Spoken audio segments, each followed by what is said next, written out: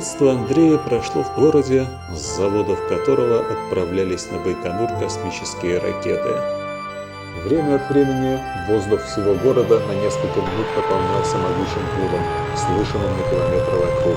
Это шли стендовые испытания ракетных двигателей, которые должны были доставить человека на Луну и тем самым подтвердить: Советский Союз является величайшей космической державой.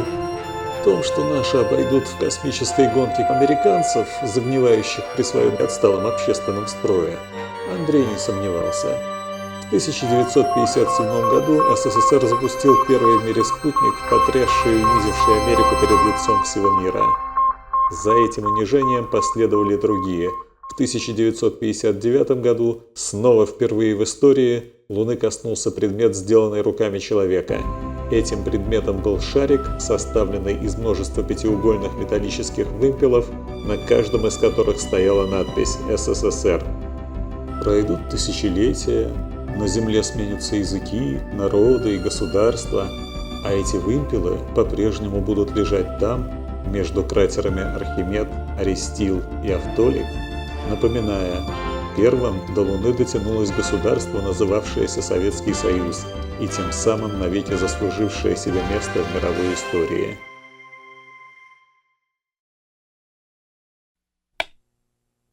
Американцы опомнились лишь в 1961 году, когда в космос стартовал первый человек, сказав свое знаменитое «Поехали!».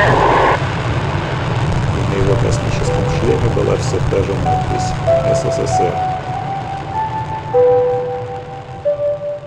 Они опубликовали проект, согласно которому к концу 60-х годов должна была осуществиться многотысячелетняя мечта человечества. Человек, наконец, побывает на Луне. Разумеется, этот человек должен воткнуть в лунный грунт древко звездно-полосатого американского флага. Так началась космическая гонка. Американцев прежде всего подгоняло стремление реабилитировать себя в собственных глазах, да и в глазах остальных стран, в качестве мирового лидера в новейшей технике. Сам по себе космос их не очень-то интересовал. Их интересовала победа над соперником.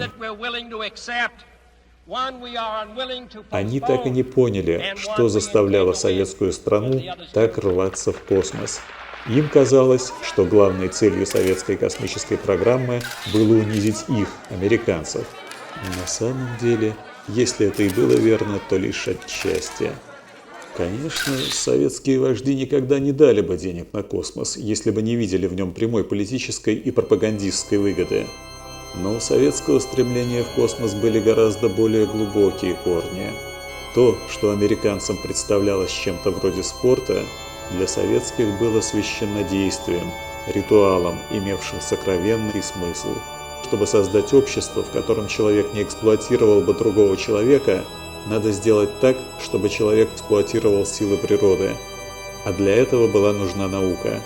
Господствующая идеология по-прежнему продолжала называться коммунизмом, но под тонким слоем марксистской фразеологии вызревала другая идеология – идеология техницизма. Пройдя варварский период своей истории, советский народ вступал в новую эпоху высокой технической цивилизации.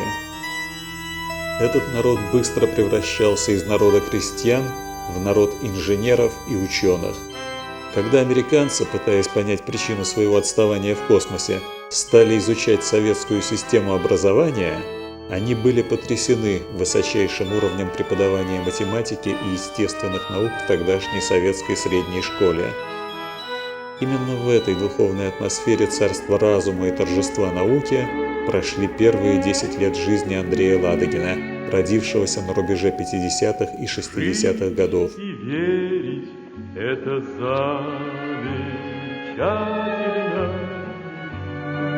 Перед нами небывалые пути, утверждают космонавты и мечтатели, что на Марсе будут яблони цвести.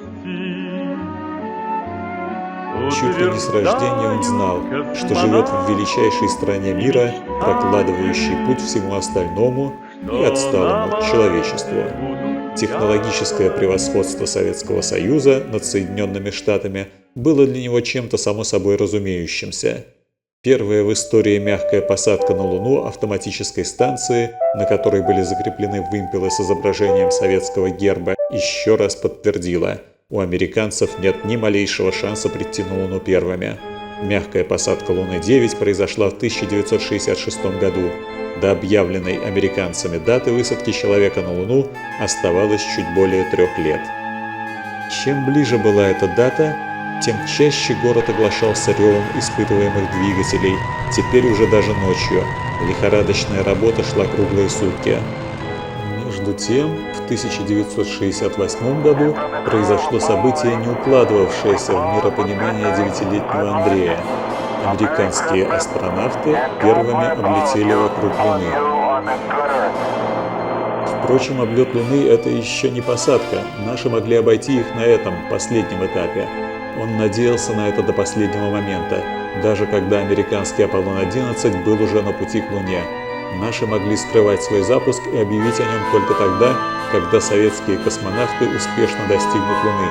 Он не знал тогда, что непоправимое уже произошло. 3 июля 1969 года на старте взорвалась ракета советской лунной экспедиции и полностью разрушила стартовую площадку, для восстановления которой требовались годы.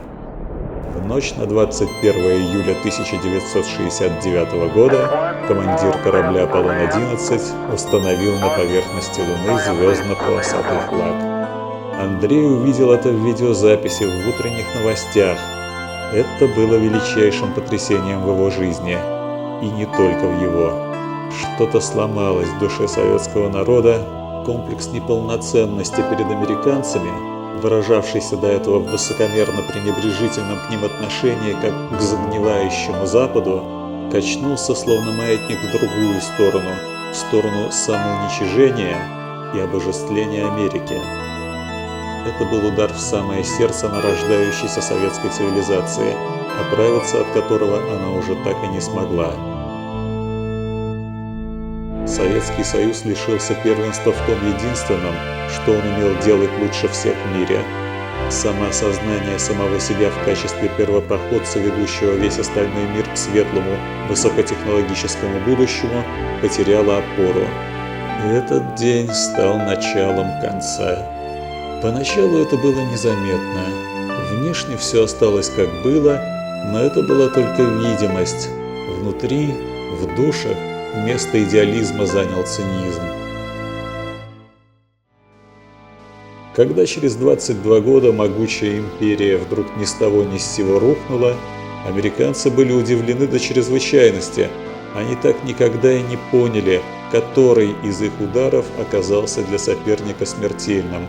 Они просто наносили удары, потому что боялись, а боялись, потому что не понимали.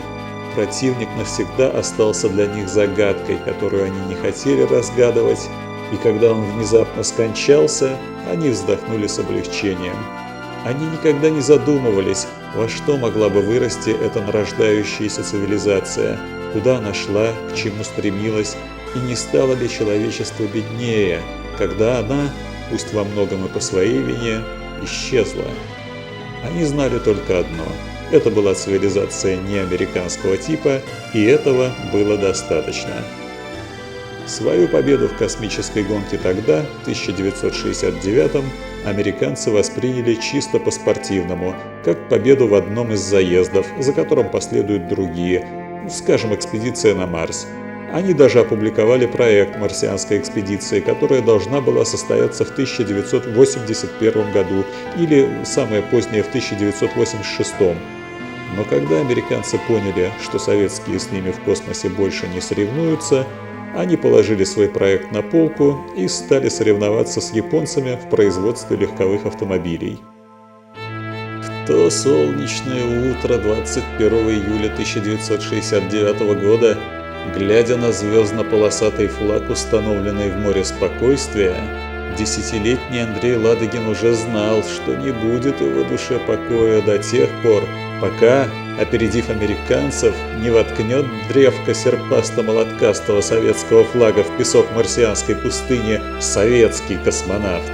Он, Андрей, сделает все, что от него зависит, чтобы это случилось, а если этого не случится, то обречен он будет до конца своей жизни чувствовать себя круглым неудачником.